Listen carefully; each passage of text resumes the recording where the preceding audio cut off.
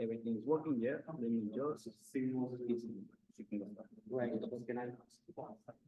Yes. Here's a microphone for whichever. Yeah, I maybe I shout. Or maybe they cannot hear me online, but just need to use it. So yeah, maybe I use this one. I know. We are still in the past. All right. Hello, everyone. Thank you for coming to the quantum optimization workshops. And the image apparently is from last year or 2 years ago.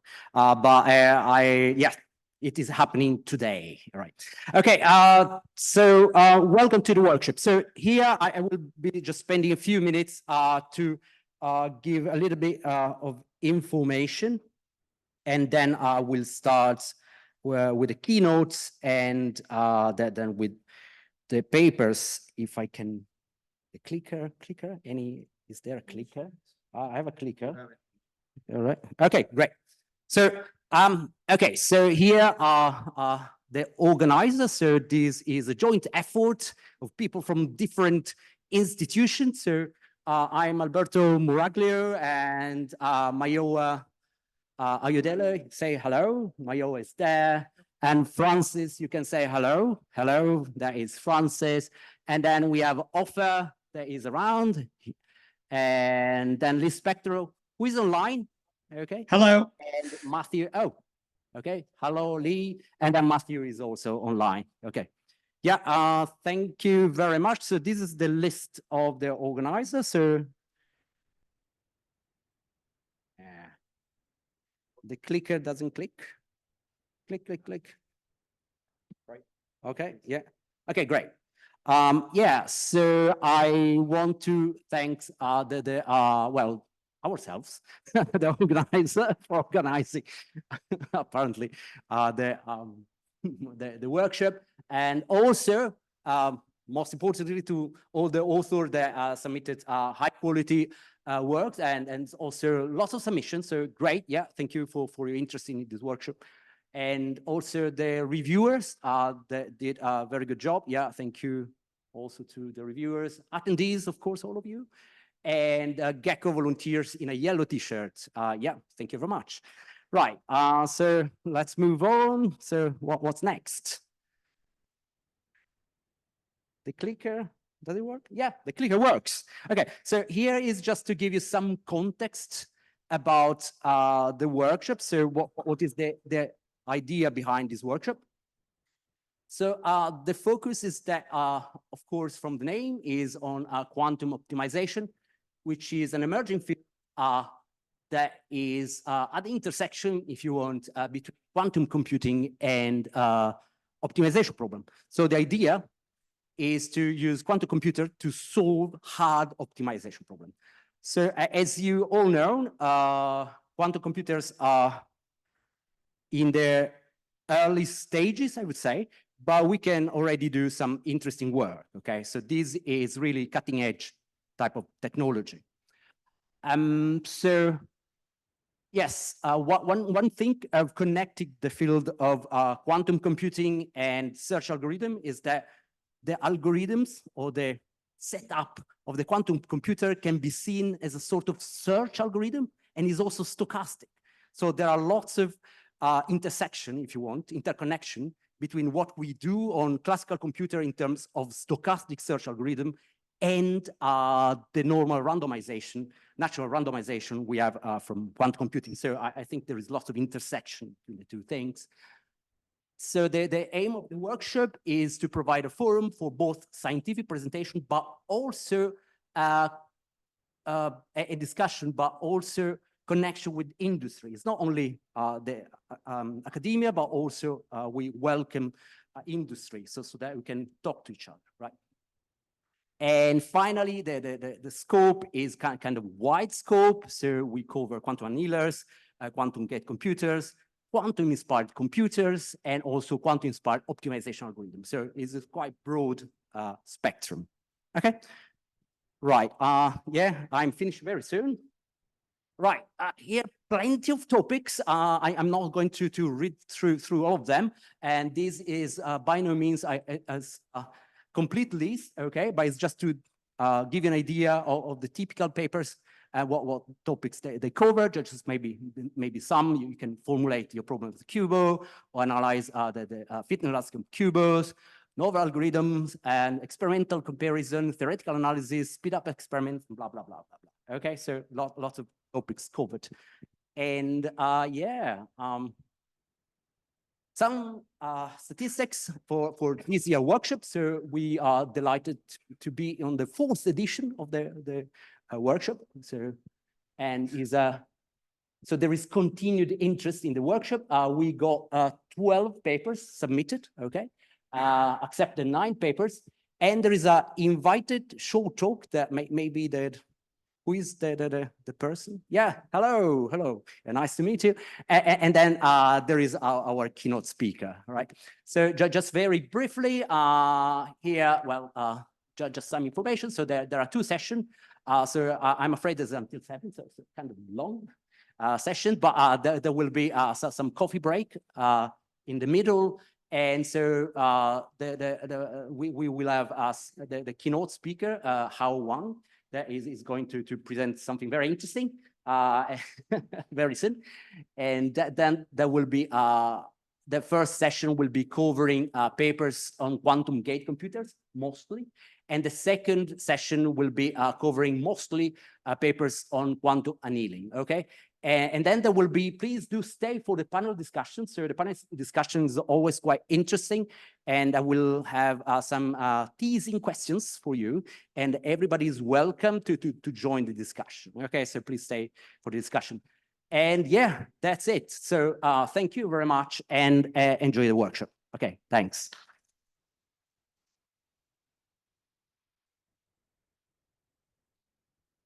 Okay, so let's get to it. And it is my absolute pleasure to introduce Dr. Hao Wang from Leiden University, Leiden Institute of Advanced Computer Science. Leiden, Hao graduated in Leiden cum laude in the group of Professor Thomas Beck. A detail that makes us academic brothers. I also graduated there. And after that, resumed to a postdoc in Paris under Caola Dur, and now back as an assistant professor at LIACS, and also active with the quantum group in Leiden University. Without further ado, please start your talk on optimization methods for variational quantum algorithms. Thank you.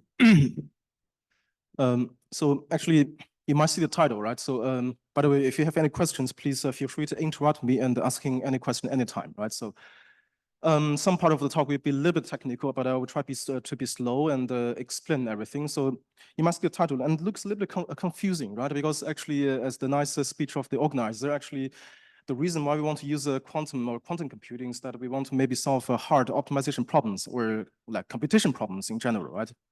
But actually behind the iceberg, there's actually some other part of the picture which I will show you.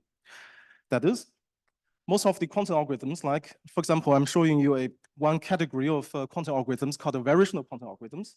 I'll give you some examples. And inevitably, there's a underlying optimization procedure beneath it, right, which is a classical optimization. So this is, I feel like, maybe the most intriguing or interesting connection between the research of quantum computing, that's the gate model quantum computing, and the Gecco conference, right? Because here we do stochastic optimization. Let me explain you why we are doing this. The first thing, what I'm talking about. The second thing, why this is interesting, right? So if you look at the diagram very briefly, let me switch my hands so it's easier. So this big module over there, right? I think maybe I don't have to explain too much, since I guess maybe everybody knows this is a typical diagram, a overly simplified diagram of the so-called gate-based computing, right? You have many candidates of these unitary gates, for example, like controlled knot over there, and like rotation gates, parametrized, right? Now, if you stack these unitary gates, well, for many layers, and the overall things you can prove very easily, right? You can find this such proofs in the books of Nielsen Chang. Such a model is a universal, right? Meaning it's a universal function approximator, right? The problem is, so mathematically, if you write the entire computation, it's like this, right? So starting from the first layer, you have some unitaries. All these matrices are unitary, right? Of the same size of the exponential size of the system, right? If, for example, if you are dealing with n qubits, these matrices are of size 2 to the n times 2 to the n, super big matrices, right? That's why they cannot be easily classically simulated, and then why this is interesting, right? Now, what you have is a concatenation of some non-parametric unitary and a parametric unitary, and you have eventually you have a parametrized, let's say, unitary matrix. That's our model, right? Now, let's say, well, maybe we want to solve a learning problem, right? You define a loss function, which is defined by L, and on the quantum computer, this is always computed as a, let's say, a expected value, right? So the actual loss information is encoded in this O matrix, which is the Hamiltonian observable. Right? For example, I can give you one specific example of it. Now, the whole idea is like if you say, okay, I want to use this entire module, right? I prepare some quantum states, which I measure over here, right? I start with some simple quantum states like a computation basis. I operate on the computation basis, right? By these unitaries, I get a final state. Now here, I measure basically the final state, and which is actually my loss function, right? Now, imagine this is a learning model. Like, if you make kind of an analogy, right? If this is not a block of unitary matrix, if this is just a classical neural network, right? What we hope for eventually is to minimize a loss function. Essentially, this curly L over there. That's something you want to minimize. And for now, the standard thing we do in the field is really what we do is like we use a classical optimizers. Right? We compute essentially all these things like this expected value on a quantum computer. And that's why I call this a classical quantum hybrid, right? And this classical optimization part is really done on the classical digital computer, right? That's it, right? Now, you might think, why this is interesting, right? It sounds like, well, we can apply some optimizers like gradient descent, because actually this function is differentiable, where you can apply some well, numerical optimizers like CMAES, which is widely known in our field, and we solve the problem, right? So there's some actually fundamental questions about it. That's why actually I'm interested. So actually I will show you three, actually, I will skip this because I don't have time, but I will show you three actually research questions I hope to answer partially in this talk, right? The first thing is actually something to do with the trainability, where you can think of this as actually optimizability, right? We never really encounter this in the deep neural networks because, well, it's almost surely trainable. If you work with the LLMs or these very overly complicated models, they're always trainable. But here, it is actually not. I will quickly show you why for these gate models. Second thing is actually the research question is more related to how can we actually effectively train these these quantum gate models. The reason being that the thing is, if I go one slide back, sorry, this expected value you measure on the quantum computer is very noisy, right? You don't get this expected value precisely, right? You have to use many repetitions to estimate it. So eventually, if you actually want to minimize this loss function L, well, we have to deal with a noisy minimization task, right? So this is why I said, okay, maybe we can design new algorithms. And here I give the term shot frugal, right? Because one measurement on the quantum computer is typically called one shot, right? So we want to do this more efficiently. Lastly, what I want to say is maybe we can even explore the natural geometry of the quantum states, because eventually we deal with the quantum states, right? And use that to make the optimization, basically the optimization of these gate models much faster, right? So that's essentially the overview of my talk. So I will go step by step. So first thing, what is really the problem I mentioned, right? I said there's some problems with minimizing this loss function computed on the quantum computer. What is actually it is? So here's actually what I'm talking about, right? There's some equations, but you don't really have to dive into the math. There's just one central equation I want to talk about. Essentially the thing, you might think, okay, once again, this is just recapping the mathematical model we're dealing with, right? Well, we call this quantum, but if you look at it from the math perspective, where this essentially what we do is like we have a long chain of concatenation of these unitary matrices, right? Really big unitary matrices. And we use them to compute a loss function. Now we want to minimize, right? Well, nice thing is this big function, right, is analytical and it's differentiable. Actually, you can analytically write down the derivative, basically the gradient of it, right? So this is basically the partial of L over the kth parameter, right? We have the form, right? You can compute this term analytically, or maybe you can even measure this term, this gradient on a quantum computer. Well, seems so far so good, right? We can do gradient descent, right? And we can even do maybe stochastic gradient descent. Then what is the problem? Problems here, right? There's a very famous actually phenomenon called the Barn plateau. I guess maybe many of you know. If you know, let me know. I can skip the slides entirely. I don't have to explain it. That means under some condition, I will explain you why, what it is, under some condition called the unitary 2 design. Now, if you compute basically the expected value of the partial derivative for whatever circuit, if the circuit is actually a unitary 2 design, now this expected value take over a uniform distribution of the parameter space, meaning if I average the gradient, right, over my parameter space, big theta, well, it goes to 0. It concentrates already, right? This is not the worst thing. The worst thing is basically now if you compute, okay, well, how about the second moment, right? If I compute, say, the expected value over the parameter space, right, of the square of the gradient, and this guy is actually exponentially vanishing. Well, this is a bad story, right? And to be, know that, right, basically the parameter on top of the exponential is n number of qubits. What does it mean? Meaning, well, if I have a larger quantum system, now I want to optimize, right? The gradient actually will be, the gradient field will be actually exponentially small. Now, okay, if I use a gradient descent algorithm to actually try to minimize it, right, to find the minimal whatever parameter, right, the best parameter give you the minimal energy or loss value, it's gonna take exponential time, for sure, right? Because the gradient field is really, really small. So this is actually called a barren plateau because there's nothing from the landscape you can explore by gradient, right? That's a known problem. Okay, well, then I give you actually the notion of the trainability. Let's say because some circuit or some gate models, we call them trainable, some are not trainable. So the circuit that actually trainable means actually basically the gradient or partial derivative of the loss function, right? Actually the second moment of it, the variance, decays only polynomially fast with the number of qubits. If that happens, you call this a trainable, right? It's more or less a scaling argument. Well, then this is basically non-trainable, right? Because you have really, really small gradient, exponentially fast decaying, right? Okay, the natural question, maybe you have questions. If you have questions, please ask anytime, right? You might wonder, okay, what shall we do about it? Well, I said this is a fact, there's nothing we can do about it, but maybe there's something else actually we can think of. It's like, okay, because in practice, always, okay, when you want to solve a problem, okay, the first thing you construct a circuit, like a gate model, right? And well, given the gate model, I don't really know if it's trainable, right? It depends on the actual unitary you use. And if you look into math, it depends on basically the generators, right? Well, that's also a difficult problem.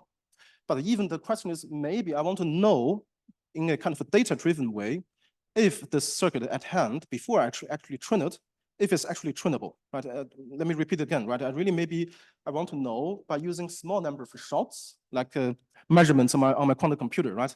Maybe I can get to know if my circuit is actually trainable, even before I actually optimize it. So that's actually a research goal, right? Why this is interesting? Because if I can know with like a cheap cost, right? If my quantum model, this gate model is not trainable and I don't train it, maybe I choose a different model to work with, right? So which will save us computation time. So that's essentially why this might be interesting. So I think I don't have enough time. I'll skip this. This is basically just the rigorous definition of this condition called the T design of unitary, which I use over here, right? Which I said basically if the big unitary we prepare, if this is actually, well, 2 design, then we have this issue. So I will skip it, but essentially what this means, like if the unitaries we can parameterize are uniform enough, right? So there's to actually quantify why this is uniform enough, I need to define the hard measure, but I will not do now. So just an illustration to see actually how common this thing is, right? So I take this picture from that paper. So essentially I can give you a very simple model, then which also will suffer from the barren plateau argument, which is like this, right? So basically, there's something wrong with my slides. So, oh my God. Okay, I'll skip the equation because the equation something is not showing. The whole idea is I can have a very simple unitary, which is actually only produce a product states. There's no entanglement at all, right? I can even have such a circuit. Now, if you look at the figure, right, this shows basically the loss landscape, because here I can visualize it because I only have a small system. So this plane shows two parameters. I only have two parameters to parameterize all the unitaries I have. Now, if I increase basically the number of qubits, well, what happens is like with small number of qubits, you see the function, the landscapes looks like this blue shape, right? But still, while it's a narrow valley, but it's still you have a decent gradient. Now, if you increase the number of qubits, then this shape or the landscape of the functions shrinking to that orange one in the back end, right? You can imagine the more actual qubits I have, actually these basically landscape will get shrunken, right? It will be actually becomes more narrow and narrower and narrower, right? It really becomes a needle in the haystack problem, right? And then this becomes not really optimizable. So that's the problem. My apologies for the equation. I can't really show that for you, but it's a pretty simple example why this is actually a problem, even for simple quantum circuits. Then, of course, there's a theory on this already, right? Lots of theory. Like there's a famous paper by Marco Cerezo. This one, I think they published in Nature Comms. A couple of years ago, they show actually they analyze for a type of circuit. This is a very special circuit that they have. And this is they have this alternating layers or blocks, and each block they guarantee is already a unitary 2 design. So very uniform already, right? It's a complicated circuit. Now, the thing they show is, well, if you have only constant depth of the circuit, this is a gate model, right? You can keep, stacking more and more layers, right? And increasing the depth. If you have a constant depth, everything's fine, right? The gradient's not vanishing, you can still tune it. But this is actually a dilemma, right? Because in order to make such a model universal, as a universal computers, well, you need many layers, like deep neural network, right? But here we have actually a conflict. If you have too many layers, well, this might not be trainable. That's the problem. Now, let me finish the story. If you have only log n and depth, n is the number of qubits, right? If the circuit depth is only bounded by log n, well, it's still fine, right? It's still trainable. But whenever you have a polylog n, well, the gradients start to behave pretty small already, right? So, well, eventually, if the circuit depth is a poly n, it's polynomial in terms of a number of qubits, right? It's for sure the gradients, it's so small you can ignore it, right? You cannot really train it. It's really becoming like the problems like a needle like in the haystack, right? So you cannot really optimize it. So, well, that's something we know for sure for now, right? So essentially, this first research I did is really to say, it gave me a circuit at hand. I know nothing about it. The only thing I can do is I can put it on a quantum computer. I can run it. I can measure the expected values, the loss values. And I want to know with a cheap cost, right? If a given circuit, whether the circuit is in this regime or in this regime or in that regime, right? Whether it's trainable or not. So that's essentially the first research it's about. Okay, let me show you actually what I did very briefly. So as I said, this is a data-driven method, although we have a theoretical guarantee, right? But this is a data-driven method. Well, there's nothing we can know about the circuit, right? Of course, there are other ways, like an algebraic way, you can compute dynamic Lie algebra of the generator, then you know if the circuit is good or not, but that's very complicated, also time-consuming. So here we do a data-driven methods, which is about, say, imagine this is our parameter space. Actually, it's not correct, because here the parameter goes from 0 to 2 pi, so the range is wrong, so this is only for illustration. We can actually do a random walk in the space. So here, of course, we don't go out of the bound. So this is actually a reflected Brownian motion, right? We can actually try to cover the parameter space of my model by using Brownian motion. And there's this little argument later I show you that I don't need a really long path of the Brownian motion. I can use a Brownian motion that is relatively short, right? In terms of number of parameters I have in the circuit, which will solve my problem. But that's a technical condition I will show later. But essentially what I do, Brownian motion, is simply this, right? I start with some parameter theta of my circuit, right? I keep adding some kind of a Gaussian noise to it, and I move in the space. This is easy to understand, just a Gaussian jump, right? It's a Markovian process. Now, what I compute is like, imagine for each theta I generate in this process, I computed the corresponding cost value. Sorry, I use a different symbol, but this is the L function I had before, right? So this C value will be actually measured on the quantum computer, right? So this is actually the cost value I hope to minimize. And I hope to answer for if this cost function actually has a barren plateau or not, right? Now, what I do is I compute some kind of a normalized fluctuation of the function value between two steps, right? So this is the next step, so the previous step. So I see how much the function is actually, this is a cost function, the quantum cost function is fluctuating between two steps. That's what I do, right? So I have these delta values. Now I do something a little bit magic because, well, these real values are hard to deal with. I want to get a general feeling of, well, in general, if my cost function is going up, like the fluctuations are positive or negative or whatever, right? If I follow this random path of the Brownian motion. So that's essentially what I do. I discretize these delta values, basically the fluctuation of my quantum cost function. So what I do is here, basically have a small threshold. You can consider it's like a sensitivity, right? Because, okay, sometimes you only care about large fluctuations or not really small, tiny perturbations. Consider this just like a level for the perturbation, right? So essentially what I do is if this delta value is pretty large, pretty small and negative, I set as a symbol minus. If it's pretty larger than my threshold, it's going to be plus, right? So this is just data-driven, whatever, nothing really complicated. If actually the fluctuation is within some epsilon threshold, right? No matter it's positive or negative, I set a circle, meaning actually I can treat this as a plateau, right? Nothing really changed. Then I can turn this entire process, the result from this process, the fluctuation of my quantum function, into a symbolic sequence like this, right? So you have maybe this symbols like a plus, minus, plus, and they carry information, right? This entire sequence, the structure of the sequence carries information. For example, I can give you one example. If you see two symbols, for example, like a minus plus in the process, this might indicate an existence of local minimum. Why? Because between two steps, I first have a decay, then I have a, well, increase, right? But this might be a local minima in my landscape, right? You might see where I'm going. I'm using a kind of a classical, this Brownian motion, try to probe into this parameter space of my quantum cost function, right? Now, if you have seen a plus minus in the process, this might indicate a local maximum, right? Now, if you see many such circles, this might indicate a plateau, right? The function doesn't fluctuate much, right? So this will give you information, well, how this quantum cost function will behave. But visually looking at these things doesn't help us too much, right? So, yeah.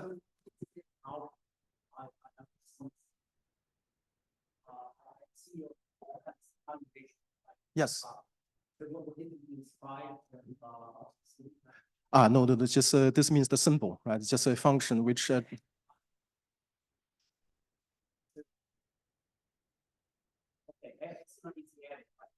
Yeah, epsilon is the threshold, right? I take these. C is my cost function. Yeah, I use a different symbol. Sorry. Yeah, so delta C is the thing I measure on the quantum computer, right? So yeah. Sorry. Okay. So, but just the. Okay.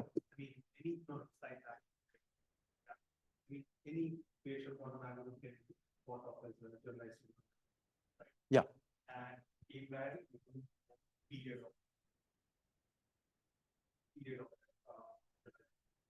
No, I don't know. There's an exponential number of terms, right? So yeah. Then we also like the range of the parameter space. We assume that here that this between 0 and 5, and say we don't. No, because I have to, right? Because the standard argument of the Barron plateau is really averaging over the entire parameter space, right? I have to. Otherwise, if you average over some regions, you might get a non-vanishing gradient, right? So, which is the argument. But let me finish this part first, right? Okay. All right. So we have this symbolic sequence. Now the next thing is, okay, you don't want to examine the sequence to see if the function is actually good to optimize or not, right? Classically. So what we did instead is like actually it's a symbolic sequence, and what we do is like we compute the entropy of it, well, which we call the information content. Well, this is you see maybe the story where I'm going, right? So I have this symbolic sequence defined on this alphabet of 3 letters, right? 3 plus minus circle, right? Now I can basically give me if I get this symbolic sequence from experiments, right? I can count the empirical frequencies or probabilities of each pair of the symbol appears. Right? For example, here there's a PAB means maybe AB is just you can freely choose either this is in this alphabet, right? Either A is a plus or B is minus. So basically, I look for basically the empirical probability of each pair of these symbols will appear, right? And I compute entropy. whatever. So this is just a computation we do on this thing. This is not so interesting. Interesting comes from the next slide. So here, actually, I'll show you the intuition, why we are doing this. So we take this from the ELA feature paper, right? This is a classical ELA feature applied to classical problem analysis already. So this red curves is actually the entropy, but as a function of the epsilon parameter, which is the sensitivity I used before, right? Why? Because the epsilon, this is like a channel, right? It's actually controlling how much fluctuation you want to see, right? If the epsilon is too large, we will ignore too many fluctuations, and the entropy will be not so high, right? So, but then, due to the maximum entropy principle, there will be a max, will be peak, meaning, well, there's some more information contained by symbolic sequence, right? And this is what we need. So basically what we have is like, once we know how to compute the entropy from this symbolic sequence by varying this epsilon value, well, we can do easy line search to find empirically where's the max, and the corresponding parameter of this epsilon that produced the max, I call it epsilon max, and I know the maximum entropy over there. So that's all the information I need in order to do something a bit nicer, right? So another thing is here. So in the paper together with Xavi, who was there before, we worked on this together a couple of years ago, which actually prove rigorously that basically the gradient of this quantum cost function, here I use the letter C, right? So basically this is the function you compute on a quantum computer, right? Then that's the gradient of it. Now, the thing is, the norm of it, although I will explain what is the norm underscore W mean, right? But consider this is the average of the norm over the entire parameter space, right? Once again, this is a complex thing. I compute the gradient of this quantum cost function. Now, what I do is like, as in the Baron-Plateau formalism, right? I average this gradient, the norm of the gradient over the entire parameter space. Well, and this value is actually lower upper bounded by, well, it's a complicated function, but the only information I need is basically these parameters, like the epsilon m is the epsilon threshold that produce the maximum entropy of my symbolic sequence, right? I will not explain too much details, but it essentially means, okay, if you sample enough points in the parameter space, I do from this Brownian motion, right? Now, if I compute this symbolic sequence and also as the entropy of it, I can use whatever these empirical data-driven values to bound basically the gradient field of my quantum cost function from above and below. Well, it's actually pretty tight, these bounds. So once again, let me explain what does this mean. So this is actually not exactly an average of the gradient norm on the parameter space. This is actually the average along the random path of the Brownian motion, right? But if the Brownian motion is long enough, this is actually this entire term, this thing is actually approximating, right? It's converging to the average of the gradient field in the entire parameter space, right? It is actually converging.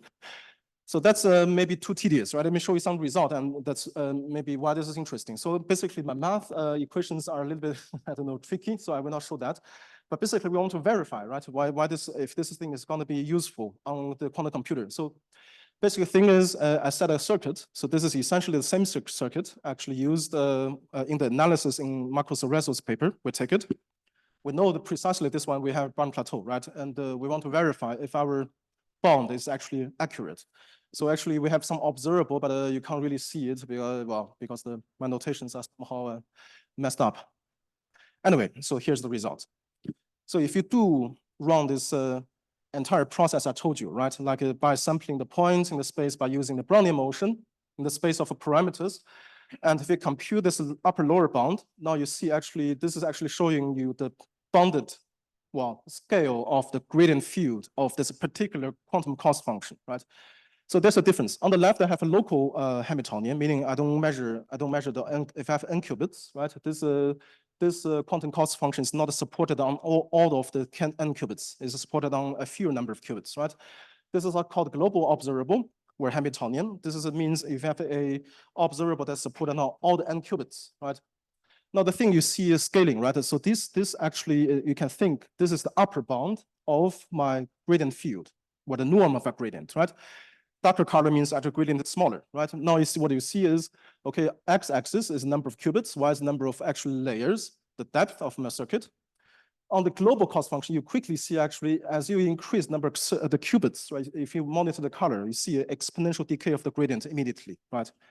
Because this color scales in log scale already, right? Which, coincides with our intuition, right? But also this gives you a scaling, precise scaling of how large, right?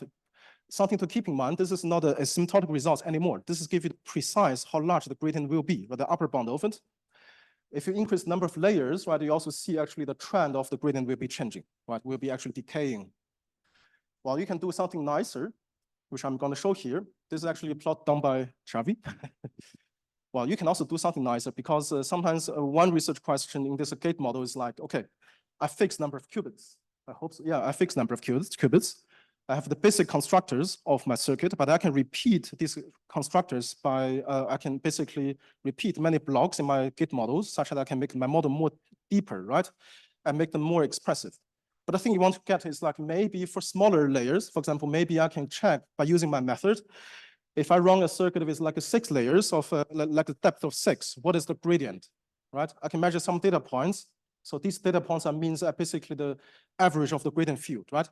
Maybe I can measure on the quantum computer from layers 2, 4, 6 until 8. I can actually extrapolate, learn a polynomial function to extrapolate. Means, okay, maybe we can even use such kind of a chart to predict. Now, if I were to have, for example, 16 layers, I don't want to run the circuit because it's getting quite complicated, but I can maybe use the curve to extrapolate this. Okay, what's the trend of the decaying of the gradient? How much it will be decay in the future, right? And that gives you a quantification of, well, if this circuit is still trainable, if I have much deeper quantum circuit, right? So that's basically the first research I did. I don't know how much time I still have. 6 minutes. Oh, wow. I'm talking too much on this then. So that's the first thing I'm actually talking about. Maybe I should skip the second idea, which is this one, because this is based on the recent research I did with student Katalin over there, but he's there. But if you look for more details, you can come to his presentation on Friday, right?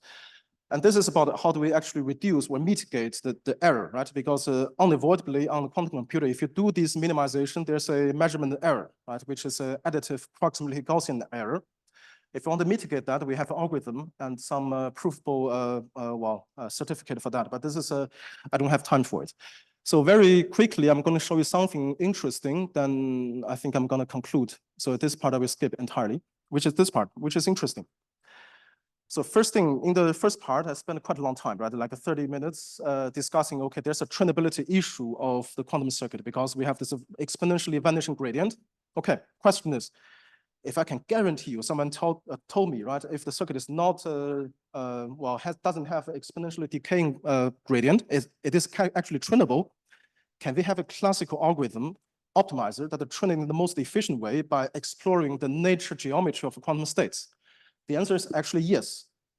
By revisiting basically what we do in the classical computing. So now if we revisit basically the formulation of a gradient descent, we might get some inspirations.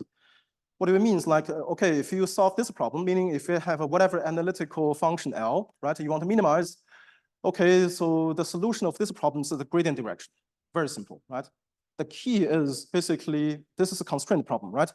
If for the perturbation delta, if you use a Euclidean norm, right, the solution of this is essentially just the gradient direction, right? This is pretty simple. If you minimize, that should be the negation of the gradient direction, right? If you use the first order Taylor expansion of the function L, you get this result. Okay, interestingly, if you minimize the same function, but use a different geometry here in the parameter space. Now here I take the Mahalanobis distance or norm, and the matrix here in the Mahalanobis distance simply just the Hessian, the second order information of my cost function. If you solve this problem, the search direction you get is essentially just a Newton direction, right? There's a second order method which gives you quadratic performance, right? Quadratic convergence, right? Now there's a hope, okay. This is a general argument, right? Because L, I didn't say this is a quantum cost function or classical. What if this L is a quantum cost function? Can we actually design or use it's a natural, quantum natural inner product, or actually this should be just a distance, right? To actually make the algorithm solving much faster? Actually, answer is yes. So this is actually one proposal, not my proposal, but proposal in the quantum field already, which is called a quantum natural gradient, right? I mean, classically, we also have a classical natural gradient, right? Essentially, what we do is like use a context. This F is a quantum cost function, right? Measured on these gate models, right? Now, let's say we want to pick a direction delta. which brings this function value down, right? Minimizes the function value as fast as possible, subject to basically a distance. And here, this distance is natural to quantum system, is actually the fidelity, or actually infidelity, right? What we do is like this rho is the quantum states. Actually, it's a density matrix, right? So the rho theta is the quantum states prepared by the parameter theta, right? This rho theta plus delta is basically the quantum states actually prepared by a perturbation of my parameters, right? So theta plus delta, right? Now, formally, actually, the distance, right, is defined either in this way or that way, right? Now, the interesting thing is for pure states, right? If first the quantum states are pure, not a mixed state, we have a much simpler, actually, it's not so simple, but a much simpler formulation of the distance. So the thing over there. So if you study basically the geometry of a quantum state, it is called a Fubini-Studi, right? It's very natural, inherited from a Euclidean metric in the Hilbert space, right? But then if you use the real part of this thing, this is actually called quantum Fisher information matrix, right? Now, if you use this matrix, right, if you compute the inverse of it, right, if you scale the gradient by the inverse of it, this is called a quantum natural gradient. In ideal cases, this kind of optimization procedure compared to a gradient descent, like a vanilla gradient descent, right, it gives you a superlinear convergence, right, faster than linear. Not guaranteed to be quadratic, but it's actually better, right? Well, this is known. This is not my method. I will be finishing in 2 minutes. So I will just show you something else. One thing is this is actually not so good for some reason. One reason is, okay, eventually, if you minimize a cost function, a quantum cost function, well, you have to specify one term that's very important, which is the Hamiltonian. I give you one example of this Hamiltonian, what is observable over there. Typically, you can expand it in polybasis, right? Like this one's Z1, Z2, measured on first 2 qubits, right? 2 times Z2, Z3, you have 5 terms over there, right? Well, question is, you have coefficients, right? So different poly terms, or these different terms in the Hamiltonian, they have different weights, right? Second thing is, not all the parts, consider this like a sub-function, one component of the function we want to minimize, right? Not every single function is global, right? Like, for example, the first 2 terms, like Z1, Z2, is only supported on the first 2 qubits. It's not on the entire system, right? But then when we compute the quantum Fisher information, this Fubini-Studi distance, well, this on the entire big system, right, is not optimal. So actually, what we propose is this.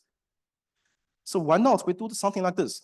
We can basically, you can think virtually, we can cut the entire system to 2 pieces, not a really cut, right? But you can think the entire big system we're dealing with of n qubits is a composition of 2 subsystems, upper part, lower part, right? I mean, you might see where I'm going.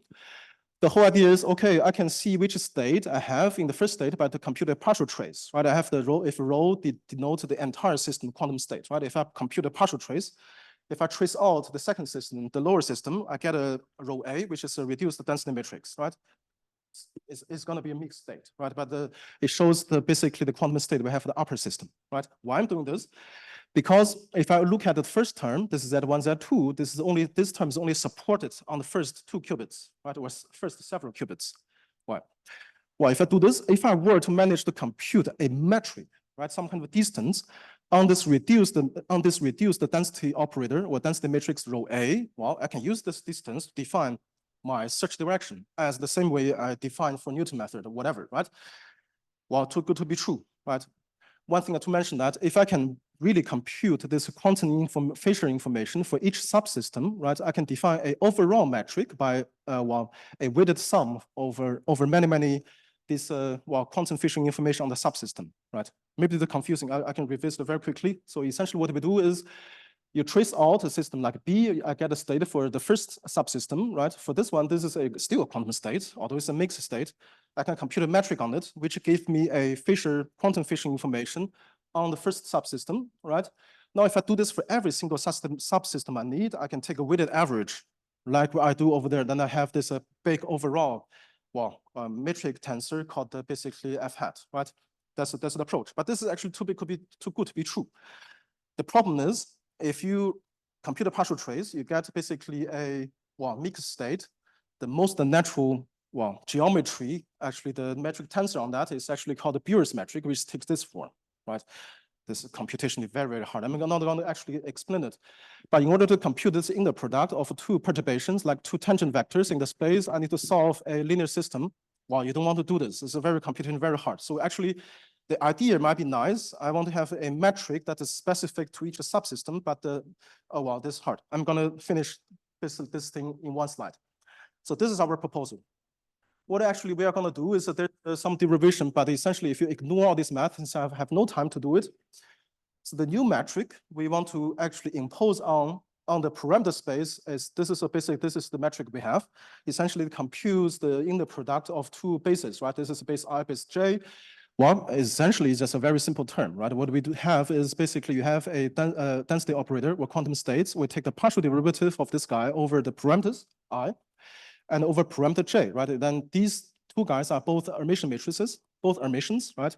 Now you compute this trace distance, which is called a Hilbert-Schmidt, right? This is a Hilbert-Schmidt inner product.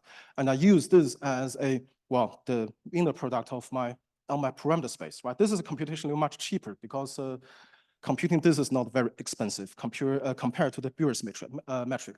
So essentially, to wrap it up, what I propose here is like we can look into the geometry of my quantum states, and this is by looking into the geometry of my density operators, and I can define a metric, basically like a distance, right, in my parameter space differently, but actually reflecting the distance in my Hilbert space where my quantum states will lie in, right? And this will actually give me performance benefits. The font size is pretty small, but I can show you. We test this on two different quantum systems. One is Ising model, the other Heisenberg. So the blue ones, basically, this is the quantum Fission information, the standard one, right? If you use quantum Fission information, if you do quantum natural gradient, well, it's working quite well. But now if you use this new metric we induced from the quantum states, the geometry of quantum states, we have a much steeper convergence, right? Which is going to be for sure superlinear. We just don't know whether this is a quadratic performance. Here it looks like a quadratic convergence, but we don't have a general proof, right? So with this, I'm going to conclude my talk. It's a bit longer, but essentially I talk about two things today. One is, well, these gate models are not necessarily trainable, right? The gradient can vanish if your circuit is overly complicated, right? Well, even if it's actually trainable, well, there exists, much faster, more efficient cluster algorithm to actually minimize them if you take the geometry of a quantum states into account, right? So that's all I want to say. So thank you.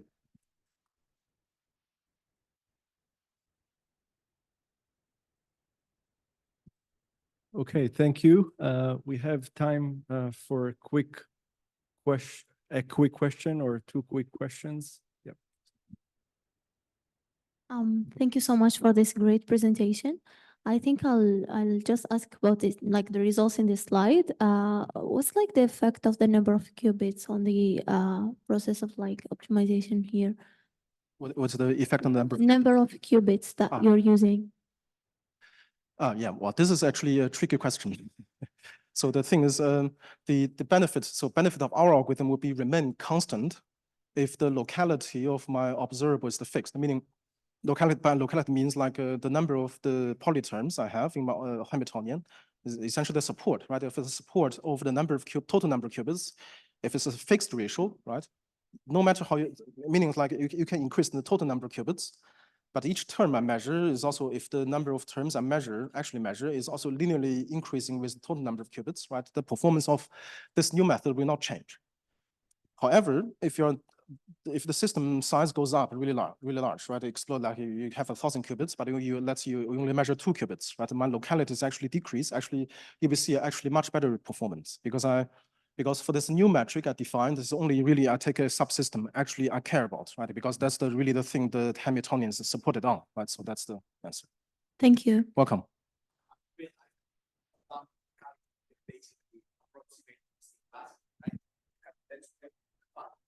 Yes, but I don't have one term, right? I have multiple terms as well.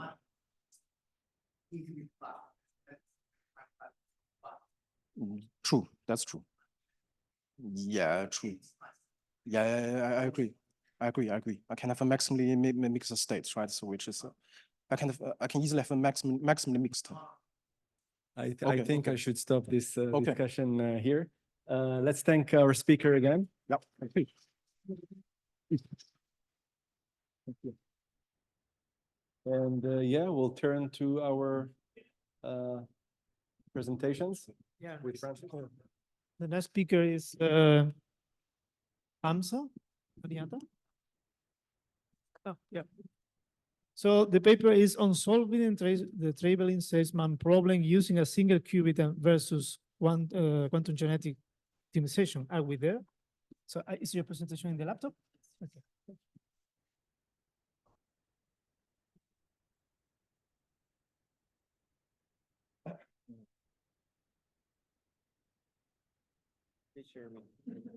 Yeah, you should share the screen. Yeah. Yeah, no, it's not the correct one. You have to go PowerPoint first. Is actually is one. PDF. Yeah. Slideshow and then share. Now you should. Stop this and then again. Oh, mine is not happening. Oh, it's the same. Okay, so okay. So Hello. Yes, thank you. Okay, it's working. Hello, my name is Hamza Baniata. I am an assistant professor in the University of Szeged, Hungary. And today I'm going to be talking about some experiments we did to evaluate a recent approach to solve the traveling salesman problem, or TSP for short. This paper was published only in December, so a few months ago. And then immediately when I read the paper, I had to do some experiments. So yeah, the title of the paper was Solving the Traveling Salesman Problem Using a Single Qubit. And the idea, for those who are not familiar with TSP, is that you have a group of cities that you want some traveling salesman to go through all the cities, starting from one randomly selected city, and then go back to the same city, visiting all the cities with the minimum cost. Okay, so this is a very famous problem. And in the abstract, the authors from the University of Hamburg stated that anybody is here by any chance from the authors? Okay, I thought I would be a bit lucky. So yeah, so they stated that there are actually two approaches to solve the TSP using quantum computing. One is using a gate-based quantum approach, and the other is binary variable based. And they stated that both approaches are resource expensive in terms of qubit or number of qubits, and they perform worse compared to existing classical algorithms. This is the claim, or this is the research problem. And then they stated that the proposed algorithm, which is called the single qubit method, is more resource efficient and more accurate than existing quantum algorithms. So this is the claim. On the left in this figure, you can see the steps of the proposed single qubit method. In orange is or are the steps that are non-trivial, so they are expensive computationally. The blue nodes represent the random-based steps in the proposed approach. And then the pink nodes represent the special steps that require special requirements, meaning that you need to go from a quantum infrastructure towards classical and vice versa. This is a special requirement. Okay. Okay, so some notes on the proposed approach to single qubit is that the complexity of those two pre-processing phase or steps are they do grow exponentially with the problem size, and then the dimensionality reduction in these next two random-based steps are intentional, so they are not like they didn't come in chance, and one of which is that the starting city is selected before the optimization starts. And then throughout the whole optimization, this city will always be the starting city. So this is only one dimension that you would be searching in. And then Later on, we can also notice that the classical optimization sub-mechanisms after the post-processing must be used to deter the final solution, okay? And then it's an iteration-based, as all optimization techniques. So this is just a conclusion of the steps of the proposed single qubit method. And then I just want to talk a bit about the quantum inspired and quantum genetic algorithm. This is not something that I'm proposing. It's actually an algorithm that was proposed back, I guess, in 2004, quantum inspired. And it's basically, the idea is that you think, or you use this algorithm as how the quantum computer actually thinks, and then you implement it using and run it using a classical computer. You simulate practically the parallelization and the processes that actually happen in the quantum computer, but you run it on a classical computer. And then it does leverage the probabilistic criteria, or let's say the approach that is used in quantum computing. But the advantage of this quantum-inspired algorithm is that it runs on classical computers, so you can run it on your laptop. It takes a long time, but eventually it behaves the same way algorithmically as a quantum computer. Now, after that, the quantum genetic algorithm was proposed as an extension of the quantum-inspired algorithm. And the idea is that while you iterate as a quantum computer, you do embed some steps, including crossover and mutations. So those are basic steps in genetic algorithms. And if you're familiar with evolutionary algorithm, you might probably know it. On the right, you can see the steps of the quantum genetic algorithm. And here you also have 3 random-based or stochastic steps: initialization, the quantum population, and then you also have the gate-based rotation definition. This can also be simulated using a classical computer. And then you have the mutation and crossover procedures, which are also stochastic. So the idea of my experiment is that we already have the quantum genetic algorithm. It already behaves as a quantum computer on a classical computer. So it does show how a quantum computer would solve the research problem, which is the traveling salesman problem. And then I compared the results of this quantum genetic algorithm with the results presented using the single qubit algorithm. Simple as that. The thing that I found in the single qubit paper is that they did not actually compare their results with any existing work. They just provided a proof of concept algorithmic approach and their results running the algorithm on a quantum computer. Okay. Yeah, so quantum genetic algorithms. I don't think we need to visit this. It just says that, yeah, we do use the superposition and parallelization and entanglement in a classical way. So it's worth, if you don't read about it, it's worth just to check. It's very interesting approach. And basically, I used a previously implemented approach that is specifically introduced how exactly it works in theoretically and practically. The open source implementation is available on open source, and the paper was already published back in 2017.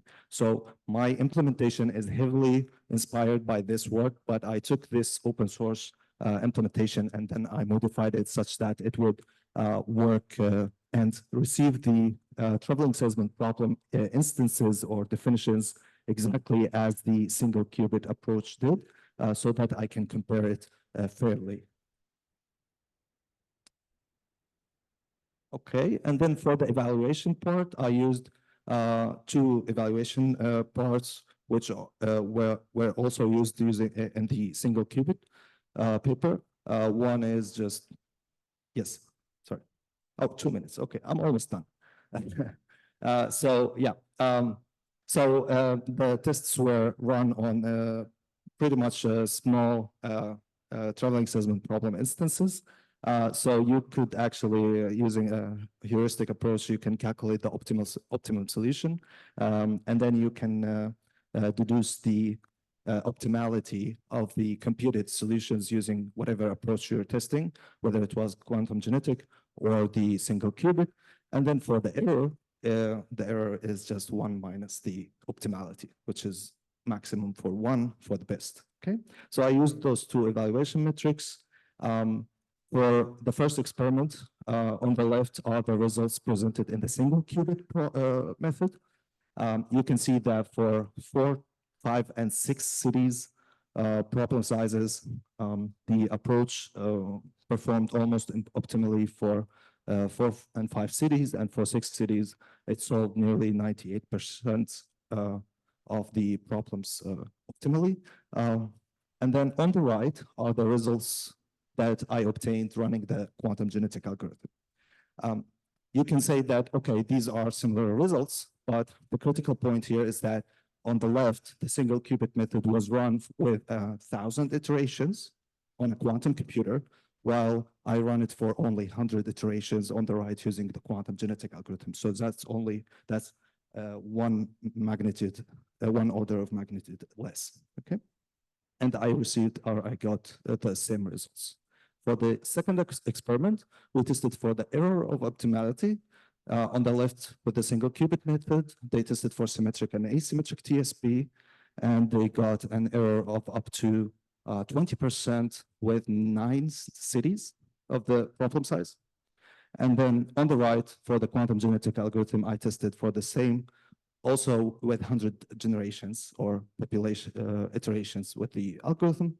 On the left, they tested for 2,000 iterations. So that's 2,000 iterations versus 100 iteration. And I almost got equivalently the same results for the same problems. Okay.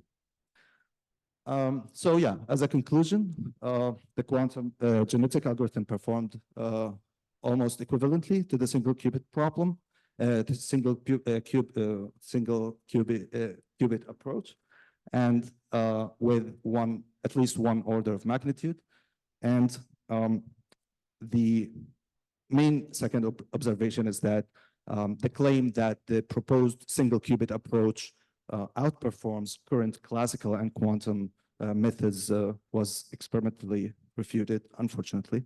But I'm not saying that this is a bad approach. It was very interesting to read the paper, and I'm sure it would be the starting point of a very interesting line of research. So this is just my input on this, and thank you for listening. If you have any questions, these are the references for my presentation. Hi, I have a question. Questions? Questions? Hello?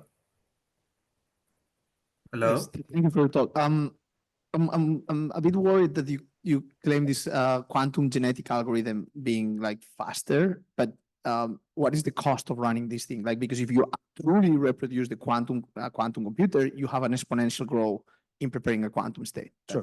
That's the only thing we can hold ourselves to. I can't agree more. But the problem is that they did not present anything that is related to the cost of their algorithm. So I couldn't actually compare to that. And second, the quantum genetic is run on the classical computer, but you can algorithmically actually implement it on a quantum computer. So that would not really give any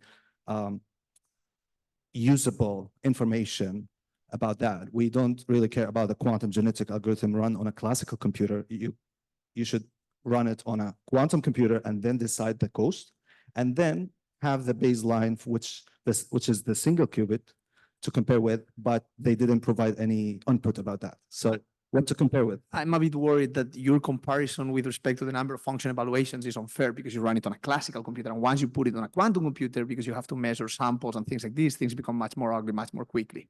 True. Yeah, I agree. Okay. It might be the case, but their point was that they wanted to show the optimality or the proof of concept of the approach, and they claimed that they have a supremacy over current approaches. So I just wanted to test that.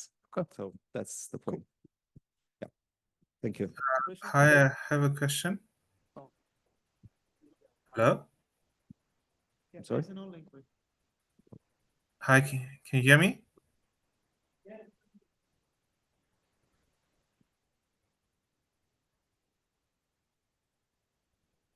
Hello? Can you go? Oops.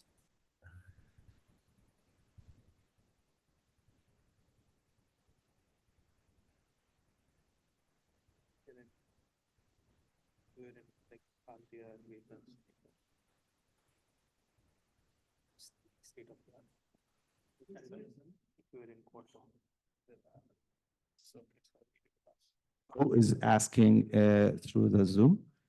It's me, Dimeshan. Can I go ahead and ask? Can you write your question? I want you to know the single qubit method, is it like a fully quantum setup that after you encode it via the classical side, then it runs fully on the quantum side? It doesn't have to like isolate between classical and quantum. And I just want to know if by chance you have a diagram of the Sorry. circuit. We cannot hear you well, so perhaps you can type the question and later the speaker can answer you, because we have to move to the next presentation. Sorry for that. Okay? Okay. You can No type problem. it in the chat. Okay? Thank you. So let's thank the speaker again.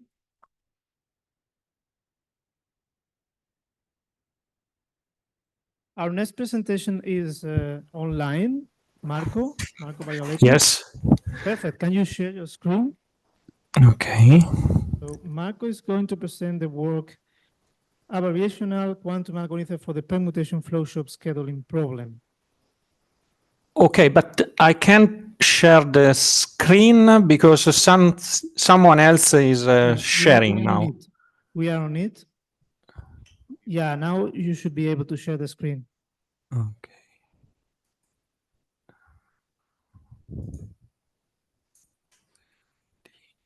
Okay. Can you see the screen? Yes, we can see your screen. We can hear you well.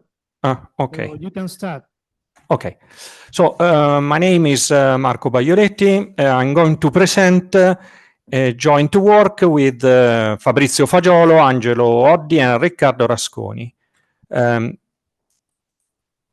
This paper is about permutation flow shop scheduling problem solved with a variational quantum algorithm designed for a gate-based quantum computer. The challenge of this problem is that encoding the objective function in the Hamiltonian requires many qubits. So, for instance, if you want to use a QA-OA in a standard way, the problem becomes easily unsolvable for the huge number of qubits. In this paper, we suggest to use the Lemmer's code and another approach to evaluate the objective function. The permutation flow shop scheduling problem is defined in terms of M machines and N jobs. And each job is composed by M operations. Each operation must be executed on the same machine, and each job must access the machine exactly in the same order. So the only possibility is to decide which is the first job to start, the second, and so on. And the problem is to minimize the make span, which is the completion of the last scheduled operation. The completion time is computed by the following equation, which is recursive, and it is very difficult to formulate this equation in cubo or in Hubo formalism, because it is non-linear and it requires, for instance, a number of qubits which depends on the processing times.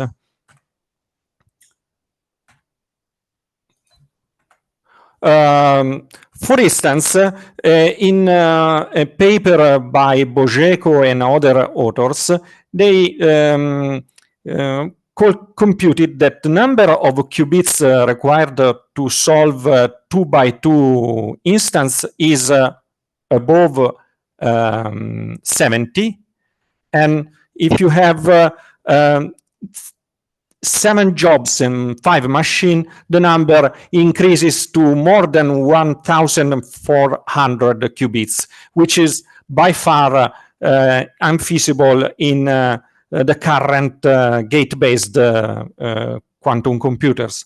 On the other hand, if you want to encode just the solution, you can use the Lemmer's code, and the number of qubits required is very small. For instance, in the large instance, you need only 13 qubits.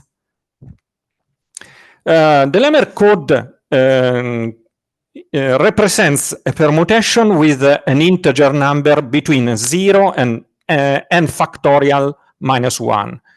And in particular, we need the decoding procedure, which starts from the code and recovers the permutation. This is done by a standard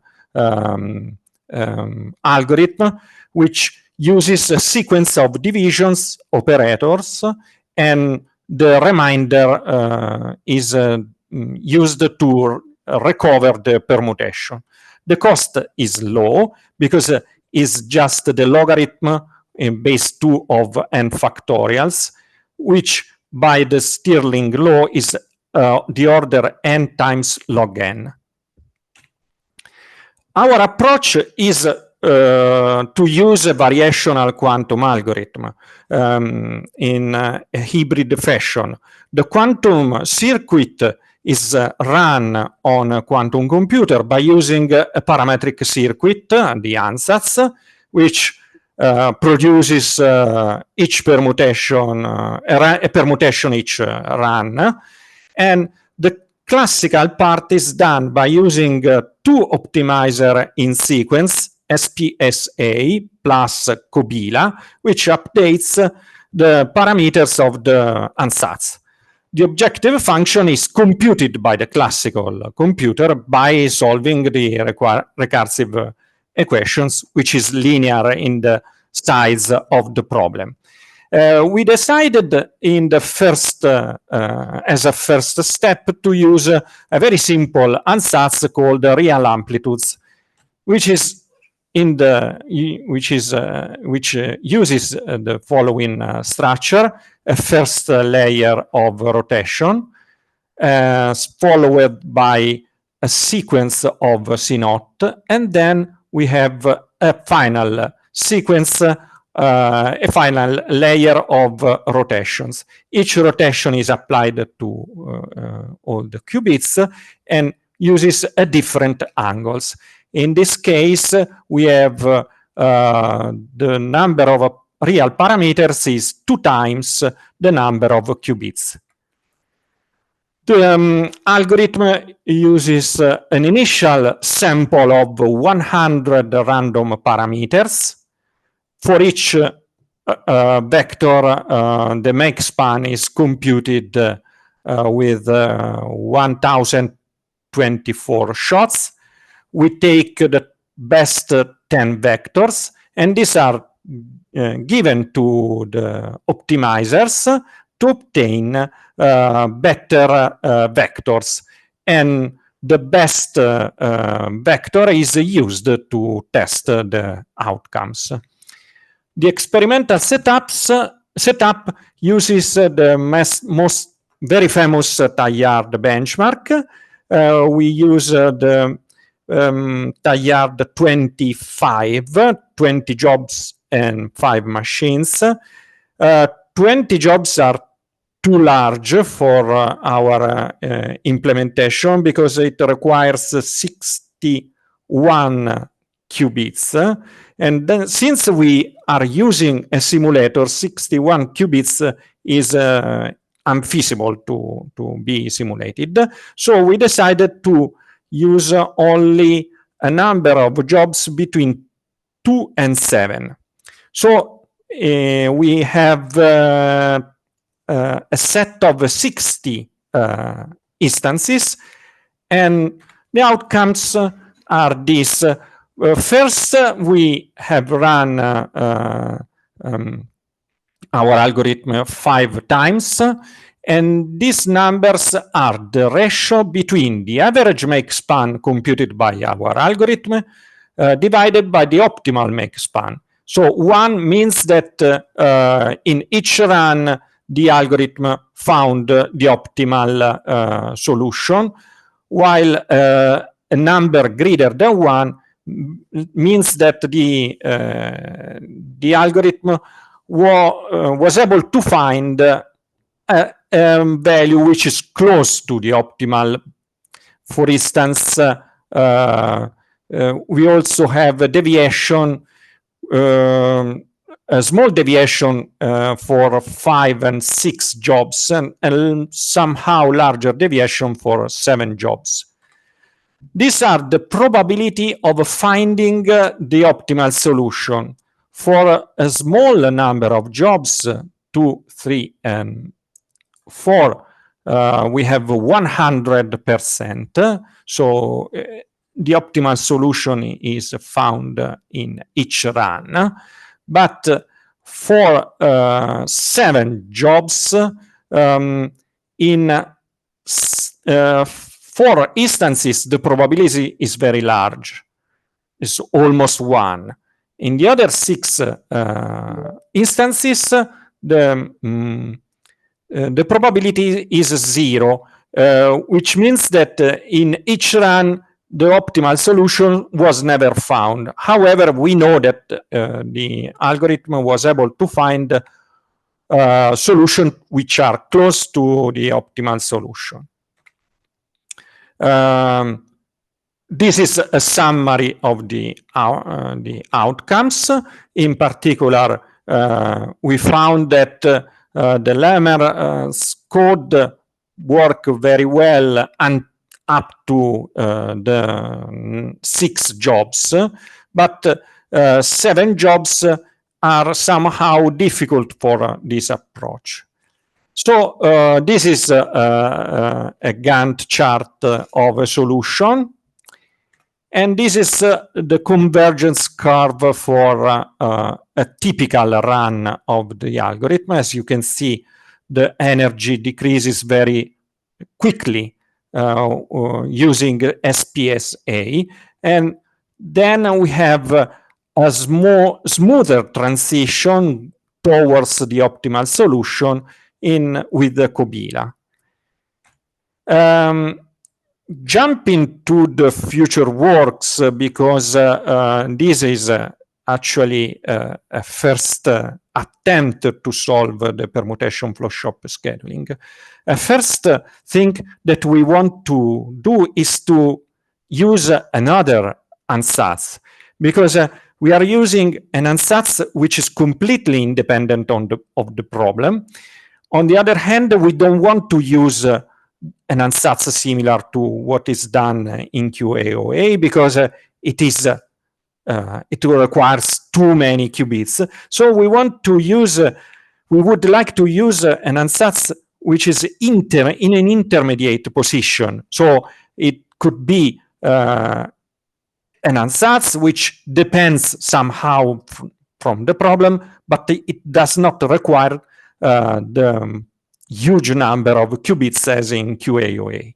We also want to see if this approach works well with other permutation-based problems like TSP, and also if it is good as approach for problems in which the objective functions cannot be easily mapped into Hamiltonians and require, as in this problem, a huge number of qubits. Thank you very much.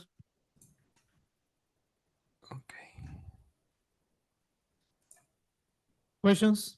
Yeah.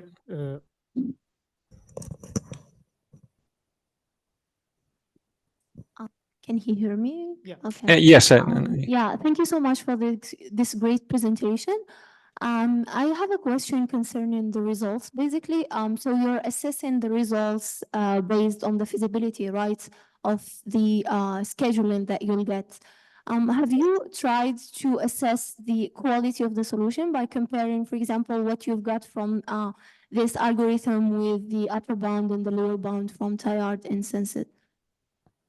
But the instances are very small, so you can find the optimal solution using an exhaustive search. And we don't have lower and upper bound because we didn't think that since the size of the instances is small, we don't think it's significant enough to compute the lower bound. So we didn't take this approach. All right, yeah, thank you so much. Okay, let's take the speaker again. Okay. So let's go for the next talk. Okay, I stopped the sharing. Yes, please. Thank you very much. Okay.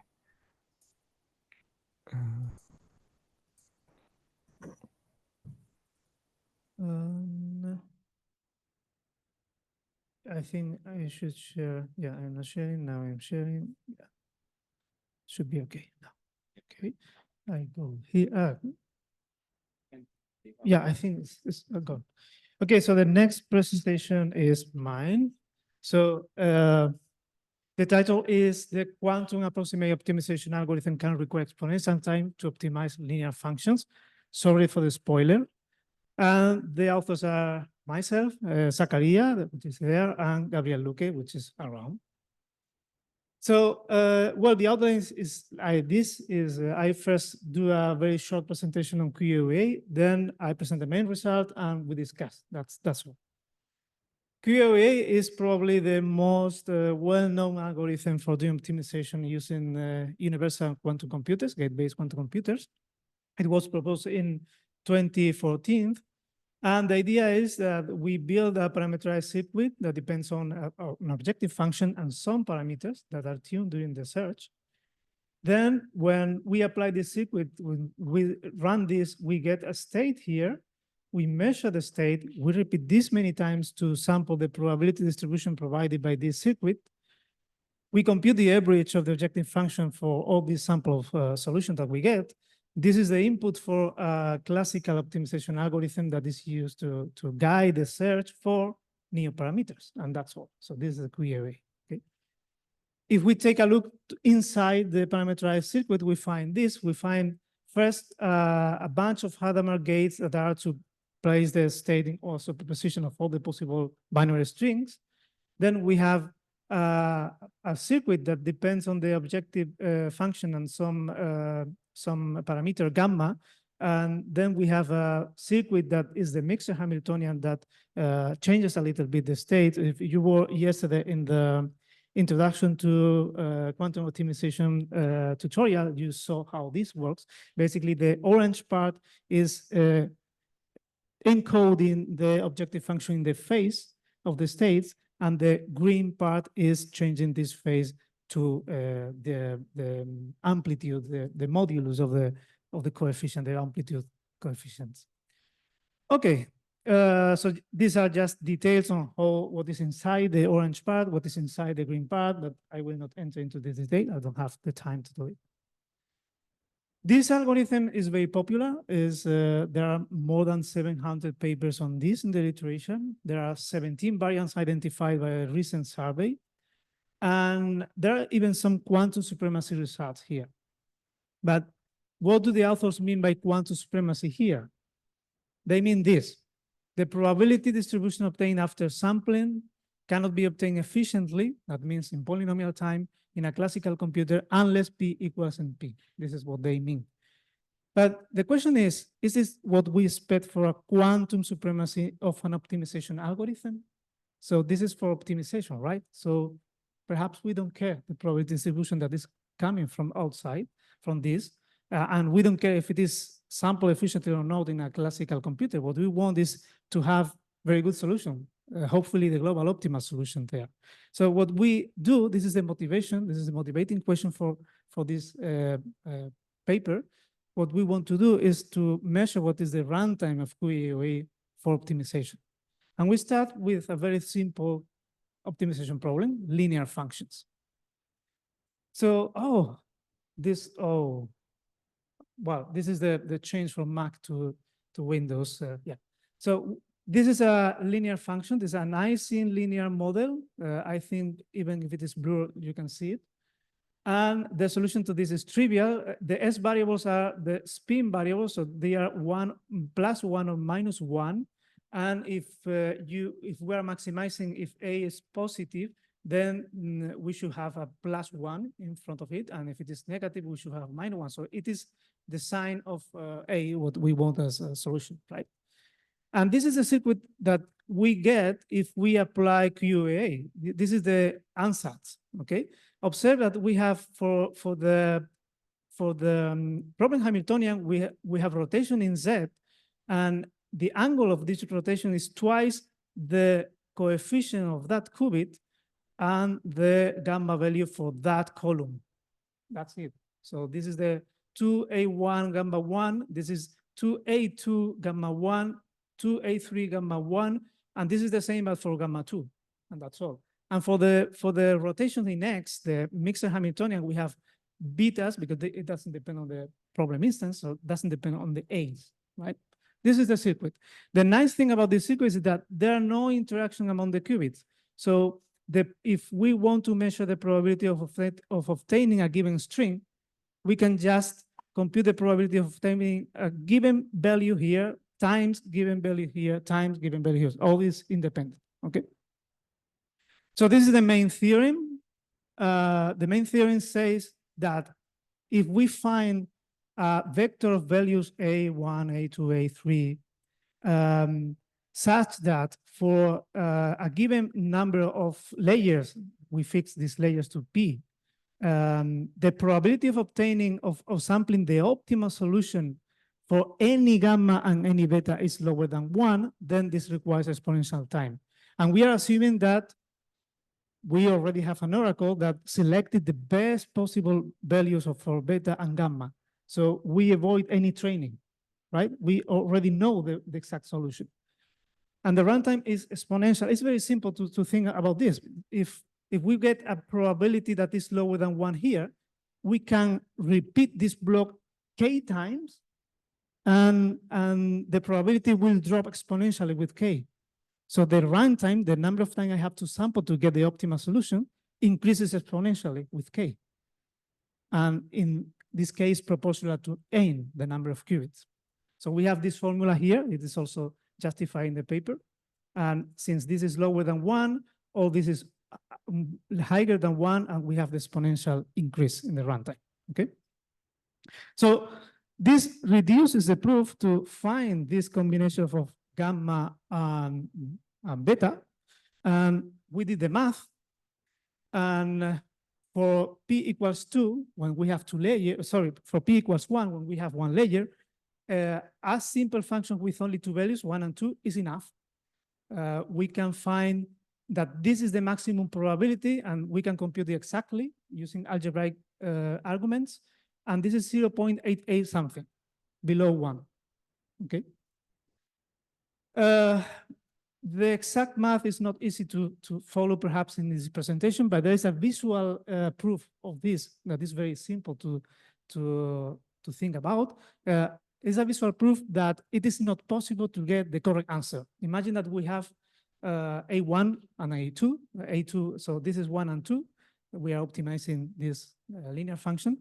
And this is the block sphere. This is the state of the qubits as we have it after the Hadamard gate. We have positive X state, right?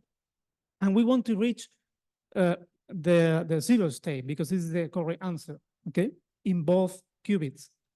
So how can we reach this at the same time using the RZ and the RX gates, the rotation in Z and rotation in X? Well, let's focus on the upper bit. If the only way to do it, if we rotate on Z pi half radians, we go to this point plus Y, and then we rotate in X pi half, and we get the point we want, right? The plus Z. But the thing is that this rotation here in Z, in the qubit below, is twice the speed as the ones. The angle is twice the angle of the above qubit, because we remember we have coefficient 2 here, so this is 2 gamma 1, this is 4 gamma 1. So we are rotating two times faster. So this means that if we do the same thing, we go to point minus X, and any rotation in X doesn't move that state. We cannot reach that. This is the visual proof. The only other option is I could go to minus Y by doing a rotation in minus pi half, but then I will end again here in the qubit below in the same point, and I cannot reach the correct answer. So this is a visual proof that we cannot get the correct answer for this problem. Okay. There is another proof for another theorem proving that it also happens for p equals 2. We were not able to find a more general proof, but we conjecture that there exists one. And what we did is some experiment to measure these maximum probabilities using these methods. And the result you see here are the best value for all these methods, okay? So we can see that when P is larger than or equal to M, we always have 1. It is possible to solve the problem. But when M is larger than P, then the probability of the maximum probability of obtaining the correct answer is decreasing with M, and we cannot reach the global optimum. So this means that it takes exponential time to find the optimal solution. Okay.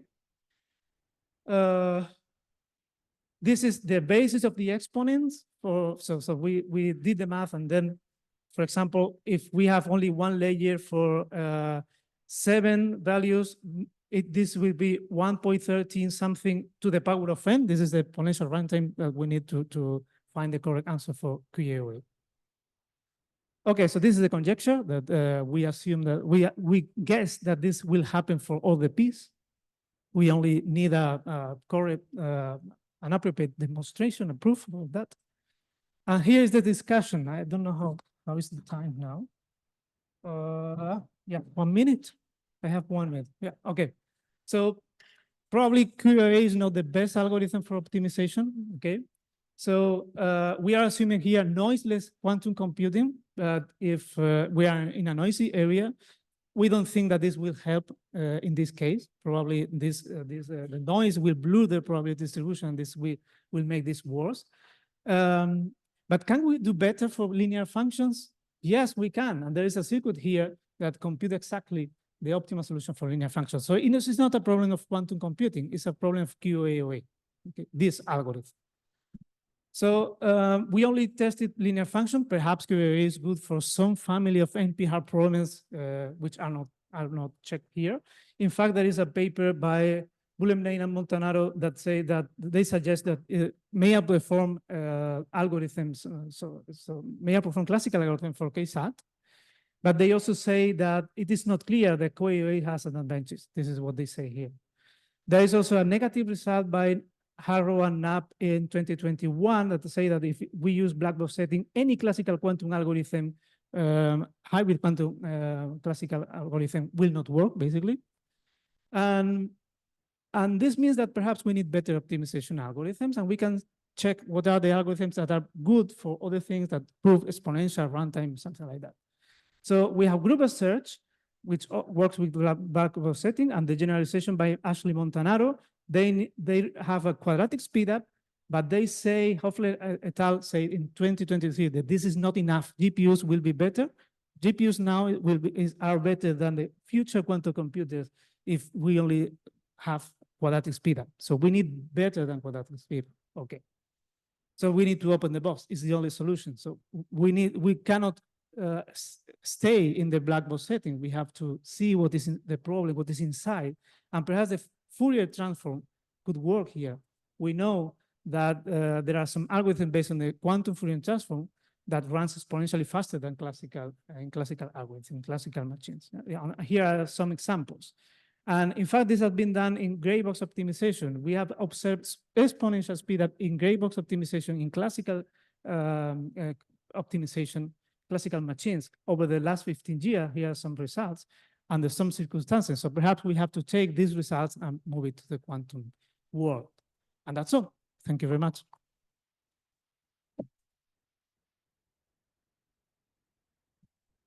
One fast question. Yeah, thank you for the talk, Francis.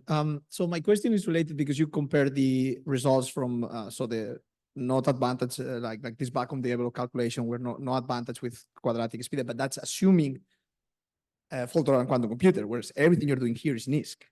The reason why they don't agree with like what their argument is because in fault-tolerant quantum computer, the rate at which you perform computation is basically microseconds. So it's like GPUs work at terahertz frequency, whereas quantum computer we cannot do faster than like hundreds of kilohertz, right? So, but that doesn't disprove that you can actually have advantage in quadratic speedups with non-fault tolerant or early fault tolerant, which is like you try to mix things. It's like, have you thought about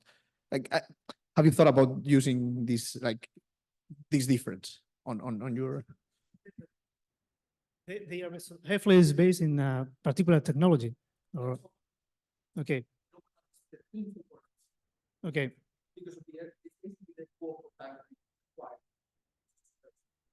Yeah. So do you remember the paper? I don't remember.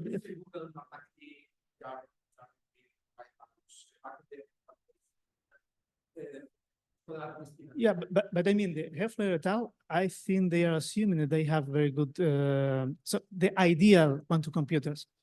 I don't think they mentioned that there is a need to do the fault tolerance and all that. The only reason I do feel you have that is because you assume like a really slow work of that. It could happen. Yeah, this is assumption. Perhaps they have this assumption. Yeah, that's all. Yeah. I mean, it needs for a non-fault. Yeah, yeah. Okay. So there is hope, is what you mentioned. Okay, perfect. Okay, thank you. So the last speaker, yeah, please.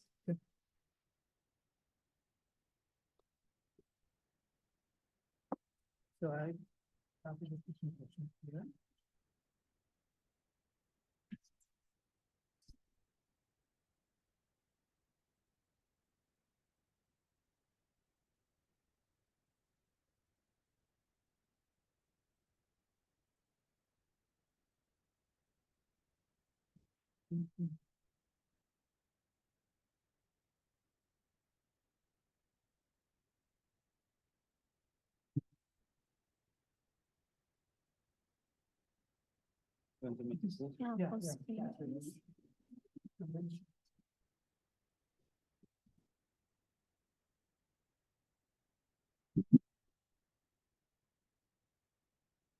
No, it's okay, yes.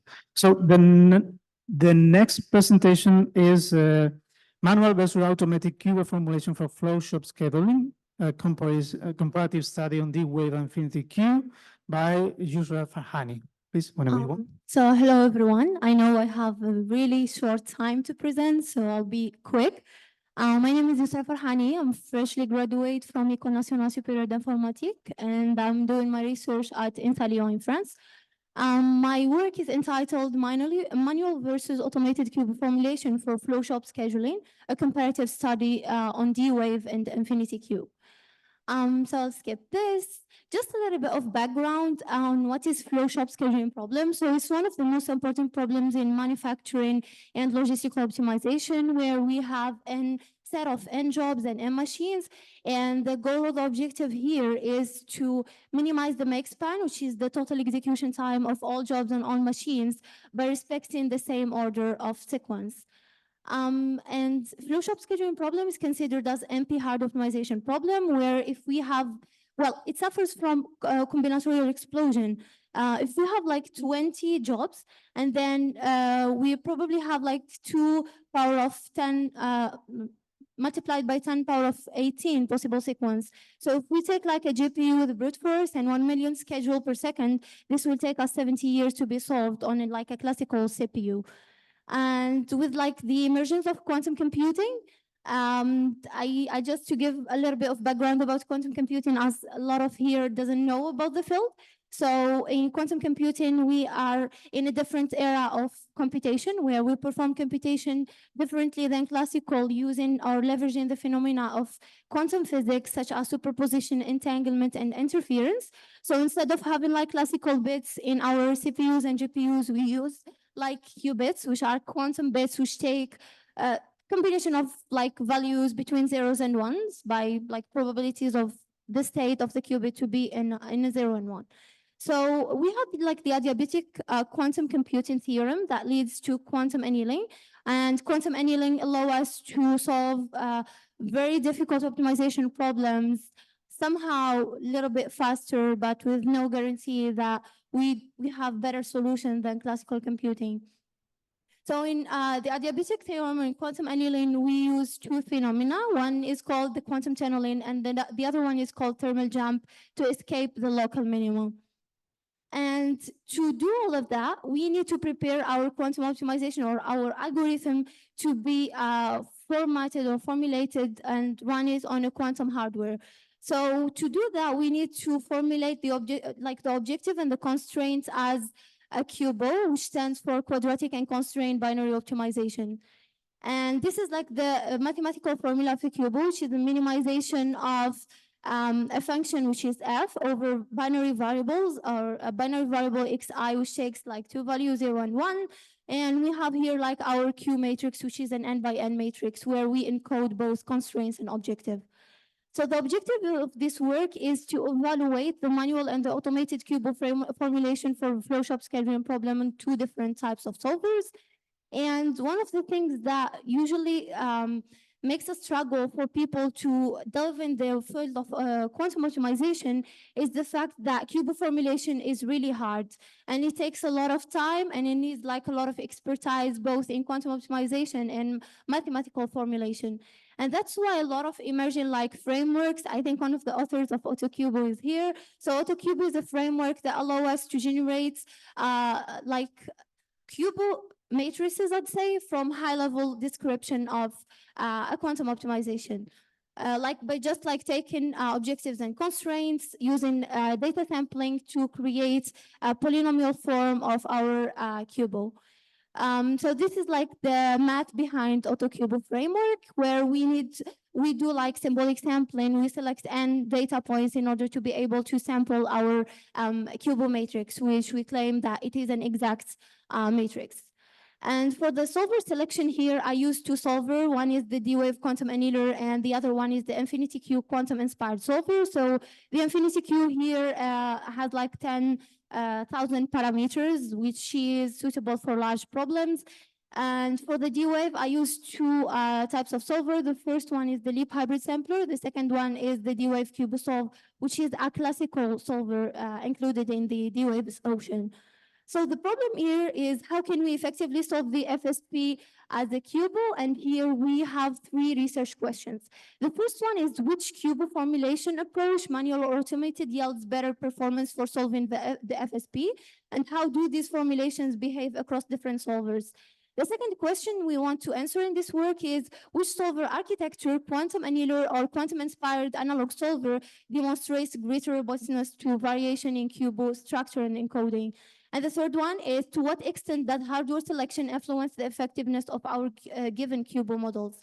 So for the contribution, we propose this approach. So to zoom in, we have our instance, which is a flow shop instance, a TIR flow shop instance. We have formulated or proposed 6 QUBO models for the flow shop, which are called manual QUBOs. And we have our generated QUBO from the AutoQUBO framework. So for the mathematical modeling, we have a QUBO inspired by the position-based formulation, and we have 5 QUBOs approximated by TSP. we get our cubo and then we run it on like the 3 solvers, and we compare the results after fine-tuning the parameters of each solver. And now for the mathematical formulation of the cubos, I will pass really faster on this. So for the position based, we define our decision variable as xij, where it takes the value of 1 if the job G is assigned to position I and 0 otherwise. Here we have more like parameters as the VIK, which represents the idle time on the machine K before starts on the job I, and the WIK, which represents the waiting time of the job I after completing its processing time on machine K. And here the constraints. So basically we have 2 important constraints in the flow shop scheduling problem. The first one is to ensure that each position must contain 1 job. And the second one is to ensure that each job is assigned to 1 position. So we have our E constraints formulated from the 2 previous constraints. And then the objective here is to minimize the make span, which is the Cmax. And the Cmax here is approximated as E cost, which is the interaction between the PIK, which is the processing time of the job I on the machine K, and our decision variables. And the final cubo form is the following, where the P, or the penalty term here to enforce the constraints, is equal to A, which is a scalar, multiplied by the double sum of I and G on M and M Pij, which is the processing time. And the second formulation is the TSP approximated cubo model. So basically here we try to approximate the flow shop scheduling problem as a TSP. So we try to see the jobs as cities where we want to, we will be passing by. And the total time to pass by all the cities is equal to the make span. So here we define as well our decision variable as xip, which takes the value of 1 if the city is in the pth position. I mean, like we visited this city in the pth position, and 0 otherwise. So here the E cost is calculated by like calculating the double sum of the Dij. I will present it later. So the Dij is the distance between 2 adjacent jobs or adjacent cities, and the interaction between the 2 decision variables. So for the distances, we have here 5 distances taken from the literature, from the work of Goen al. And this what leads to 5 different cubos based on each one of these distances. And here's our constraints. So basically the same constraints of each job is assigned to 1 position, and its position is can only have 1 job. And here's like our, and then we get our final cubo matrix. The P here is calculated as previously, and here for the AutoCubo model, because we need to formulate like our, I'd say, high-level description of the optimization problem to be able to generate the automated cubo. So here we try to keep the same constraints and calculate the pairwise distance between 2 adjacent jobs and give it to AutoCubo to generate our Q matrix. And here, like, AutoCubo allows us to automatically generate the penalty term based on the problem that we have. So the results are quite interesting. First of all, I'll go quickly on the solver's parameter fine-tuning, because each of these solvers have different parameters that we need to fine-tune in order to get the best out of the solver. And the first one is the D-Wave hybrid sampler. Well, I only fine-tuned the time limits due to like hardware constraints, where I only had like 20 minutes per month to be able to run the experiments, and also fine-tune the penalty. So different values of the penalty in order to be able to reinforce the constraints in the Cubo. For the Infinity Q solver, we have several parameters that we fine-tune. The first one is the coupling multiplier, the minimum maximum temperature, the number of engines and chains, and the timeout. And for the test and benchmark, so we use the TIR data sets with different sizes. We have 25 or 20 jobs, 5 machines, 20 jobs, 10 machines, until 20 jobs, 20 machines. For the fine-tuning, we use the Tagoshi method, and we run 252 experiments by like using 10 unitary runs, as the solver, 2 solvers are stochastic. And here we calculated the gap, which is the obtained make span minus the best known bound of TIR divided by the best known bound of TIR multiplied by 100. So for the results of the parameter fine tuning, so here we were able to find out that like a time limit of 120 seconds and a penalty of 40,000 yields to better results for all the instances. For the infinity Q, here we were able to find that also time out of 120 seconds, coupling multiplier equal to 0.4 and minimum temperature of 0.01 and maximum temperature of 10 power of 9 and number of engines and chains 128 by 4 yields to better results as well.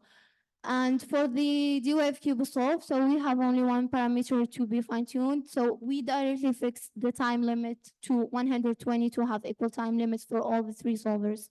And here the comparison first is on the D-Wave Leap Hybrid Sampler, where we were able to find that the TFSP approximated cubo has an average UB gap between like the known TIR instances of 22.26% and the average LB gap of 35.26. Now we compared like the position-based cubo with the 5 TSP approximated. Still, the TSP-based cubo, as it is an exact cubo, yields to better results with a gap of 19.68% and 24.98% compared to the TIR instances.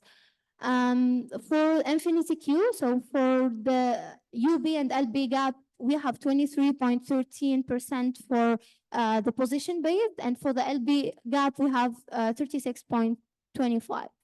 She is a little bit higher than D-Wave, which means that D-Wave here is outperforming.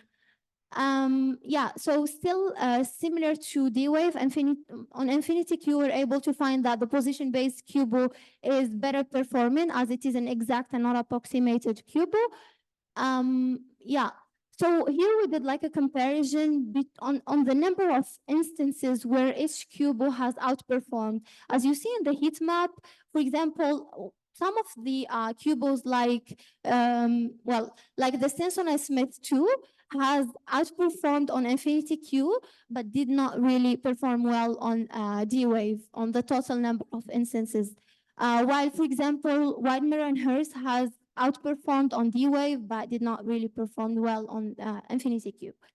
So just as a recap, so the D-Wave quantum annular performs better with sparse constraints, heavy cubes, and penalizes long chain length and prefers structured embedding. And the Infinity Q quantum inspired solver handles dense matrices. So here we compared also like the manual versus automated cubos, and we're able to find that in some instances, the automated cubo outperforms, but in most of the instances, the manual formulations for the FSP are better.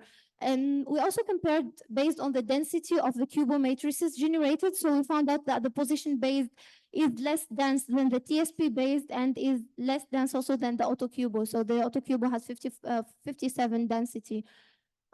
Yeah, so I'll pass this quickly just to mention the stochastic nature of the solver. So we need to do multiple runs for each instance and take the best instance out of 10 runs just because of the hardware constraints. And the challenges are always like the hardware constraints where we have a couple of minutes to perform all these like tests and benchmarks. And yeah, thank you. So for the future work is basically we want to explore the LLM generated cubos next to like these automated cubos. So there is like an immersion U framework for the QA/UA by NVIDIA for like LLM generated QA/UA. So that's what we want to explore for the future. And thank you. Just for your note, this like created this platform is called quantum powered flow shop scheduling, where all these cubos, all these solvers are integrated, where you can like run the experiments and see. Thank you.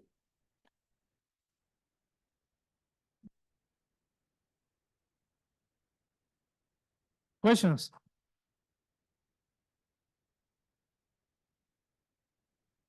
Hello. Yeah. Thank you very much for trying AutoCubo, which is great.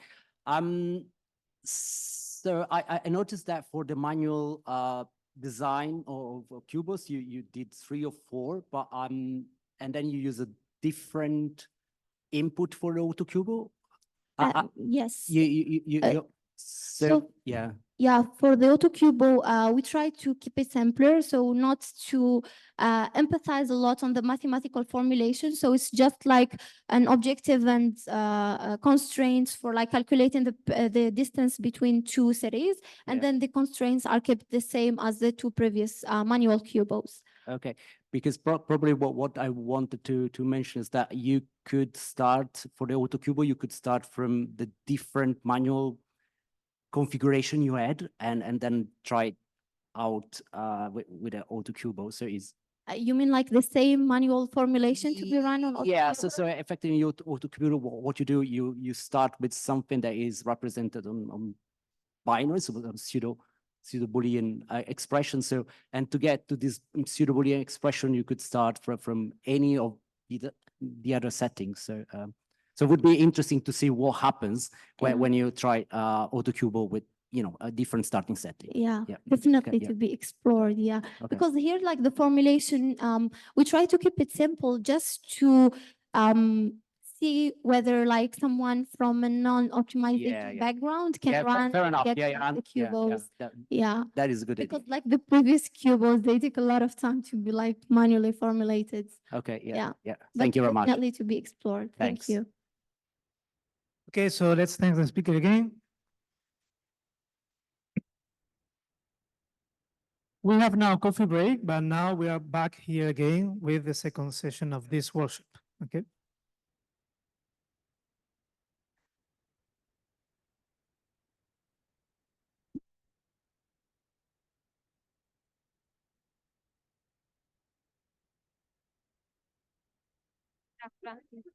Allí no te he visto aquí todo el día. En la... Bien, bien. No te molesto, no te quito mucho tiempo. Enhorabuena. Buenas, Xavi. ¿Qué tal? Igualmente. Mira, estaba buscando ahora.